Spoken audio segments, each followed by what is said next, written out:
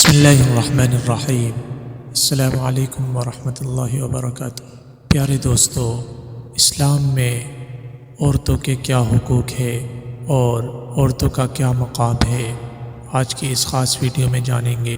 اسلام سراسر عدل و انصاف کا مذہب، سراسر خیر و رحمت کا مذہب ہے، اور اسلام فطری مذہب ہے، وہ حقوق کا ضامن ہے۔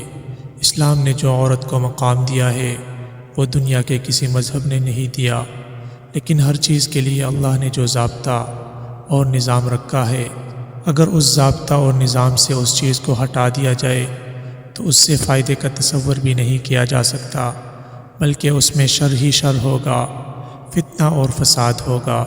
اللہ رب العزت نے 5 انگلیاں برابر ایک جیسی نہیں بنائی۔ اگر کوئی مساوات کا دعوے دار کہے کہ سراسر ناانصافی ہے، ہم سب کو برابر کریں گے، بھلا بتائیے اس کا انجام کیا ہوگا۔ اسی طرح چلنے کے لیے اللہ نے پاؤں بنائے ہیں۔ کوئی مساوات کا دعوے دار کہے کہ ہمیشہ پاؤں کے بل ہی چلنا، یہ سراسر ناانصافی ہے۔ اب ہم بجائے پاؤں سے چلنے کے سر کے بل چلیں گے، بتائیے اس کا انجام کیا ہوگا۔ اسی طرح کوئی ماڈرن زمانے کی ترقی معکوس کا مغلوب کہے کہ کانا ہمیشہ منہ کے ذریعے ہی کھایا جاتا ہے، اب ہم برابری کی بنیاد پر ناک کے ذریعے کانا ٹونسیں گے، تو بتائیے اس کا انجام کیا ہوگا۔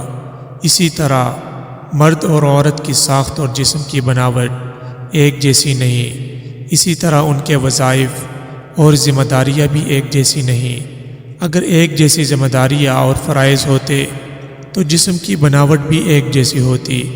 تو جس طرح ایک جسم کے مختلف حصوں کے الگ الگ کام اور فرائض ہے، مگر ان کو چھوڑ کر ان سے دوسرے کام لیے جائے، مثلا ہاتھوں سے چلنے کا کام، ناک سے کانے کا کام وغیرہ، تو جسم کا نظام برباد ہو جائے گا۔ اسی طرح مرد اور عورتوں کے علیحدہ علیحدہ فرائض اور ذمہ داریاں ہیں، اگر ان میں رد و بدل کیا جائے گا تو انسانی نظام تباہ و برباد ہو جائے گا، کیونکہ قانون فطرت کی مخالفت ہوگی۔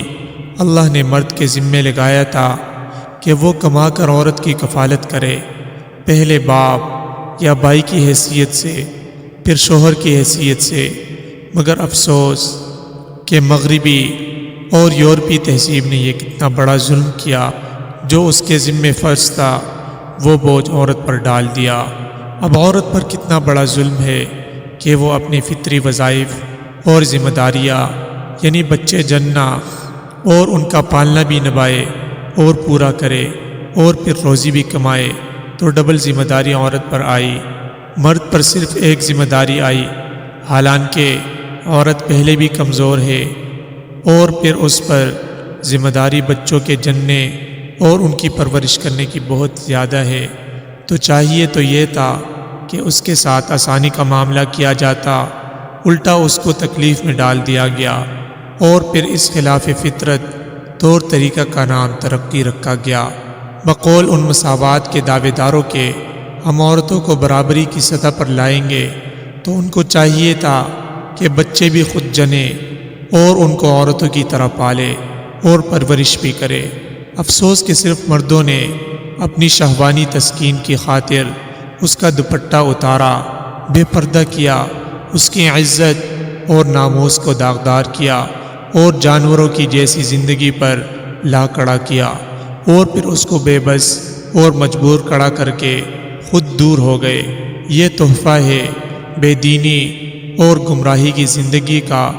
اگر عورتوں پر آسانی اس مغربی تہذیب کا مقصد ہے تو چاہیے تھا کہ ان کو بچے جننے سے فارغ کر دیتے اور خود بچے جنتے، مگر ظالموں کے بس میں یہ تو ہو نہیں سکتا، تو اپنا بوجھ نوکریاں کرنے، سروس کرنے اور کمانے کا بوجھ الٹا اس پر ڈال دیا، بلکہ اپنا دامن چھڑا لیا کہ ہماری ذمہ داری کفالت کی ختم ہو جائے، وہ خود کمائے، ہم صرف اس سے اپنی تسکین حاصل کرے، اور پھر اس کو لاوارث چھوڑ دے۔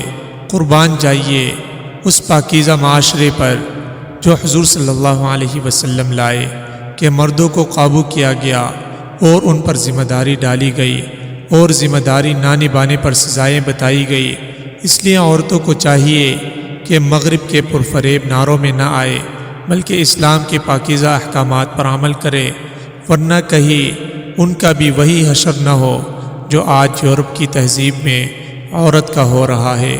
حضور صلی اللہ علیہ وسلم کا ارشاد گرامی ہے کہ جو عورت اپنے بال بچوں کے گھر پر ہی بیٹھی رہے وہ جنت میں میرے ساتھ ہوگی۔ ایک مرتبہ آپ صلی اللہ علیہ وسلم نے فرمایا کہ عورتوں کا گھر کے کام کاج میں مشغول رہنا انشاءاللہ ان کو مجاہدین کے ثواب کے برابر کر دے گی۔ اسلام عفت اور پاک دامنی صاف ستھرا پاکیزہ مذہب ہے۔ پارکوں، مارکیٹوں، بازاروں اور تقریبات میں فیشن والے لباس پہن کر عورتوں کا شریک ہونا یہ کوئی ترقی نہیں ہے۔ عورتوں کی عزت اس میں ہے کہ وہ گھر کی ملکہ بن کر اپنے بچوں کی پرورش اور تربیت کرے تاکہ بچے اسلامی تربیت جو اعلیٰ اخلاق پر مشتمل ہے اس سے آراستہ ہو۔ مغرب کی عورت کی حیثیت اب ایک کتیا سے زیادہ نہیں رہی۔ وہ سڑکوں پر کھڑی ہو کر گاڑیوں کے شیشے صاف کرتی ہے۔ مرد اپنی ہوس کا نشانہ بنا کر اسے بے یار و مددگار چھوڑ دیتے ہیں۔ کیا یہی ترقی ہے؟ اسلام نے اس صنف نازک کو ہر مناسب حق دیا۔ ایک زمانے میں بعض مغربی ممالک میں تو عورت کو انسان بھی تسلیم نہیں کیا جاتا تھا۔ اسلام میں اسے بڑی عزت کا مقام دیا گیا۔ کہیں وہ بیٹی کی حیثیت سے ہے، کہیں وہ بہن کی حیثیت سے، کہیں ماں کی حیثیت سے، کہیں بیوی کی حیثیت سے، اور حیثیت سے اس کے حقوق متعین کیے گئے۔ اللہ جل شانہ مسلمان عورتوں کو اسلامی معاشرہ اپنانے کی توفیق نصیب فرمائے، آمین۔ حافظ ابن کثیر قرآن کریم کی آیت یا ایھا النبی قل لازواجک وبناتک ونساء المؤمنین کی تفسیر میں فرماتے ہیں کہ جاہلیت کے زمانے میں عورتیں باہر بے پردہ نکلا کرتی تھی۔ اللہ نے مسلمان عورتوں کو حکم دیا کہ وہ باپردہ نکلا کرے تاکہ وہ کافر عورتوں سے ممتاز رہے۔ عورتوں کا بے پردہ بازاروں اور مجلسوں میں مرد و زن کا اختلاط زمانہ جاہلیت کا طریقہ تھا۔ قرآن کریم نے جاہلیت کے اس ناپاک طرز معاشرت کو بڑی سختی سے منع فرمایا، اس لیے کہ اس سے آوارہ لوگوں کو عورتوں پر آواز کسنے، چھیڑ چھاڑ کرنے کا موقع ملتا تھا۔ اسلام چونکہ سراسر پاکی اور طہارت، غیرت اور عزت کا مذہب ہے، اس سے منع فرمایا۔ یورپ میں اور اس طرح جس ملک میں بے پردگی آئی اس ملک کی اخلاقی تباہی اور برباد ہو گئی۔ بے پردگی نے جسمانی زیبائش کا راستہ کھولا، پھر اس نے بے حیائی کی صورت اختیار کر لی۔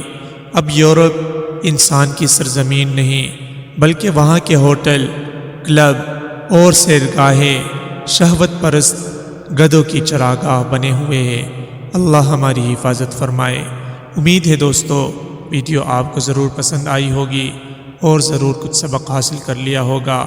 مزید اس طرح کی انٹرسٹنگ ویڈیوز دیکھنے کے لیے چینل کو سبسکرائب کیجیے اور بیل آئیکن کو بھی ساتھ پریس کیجیے تاکہ نئی آنے والی ہر ویڈیو آپ تک بر وقت پہنچ سکے۔ والسلام۔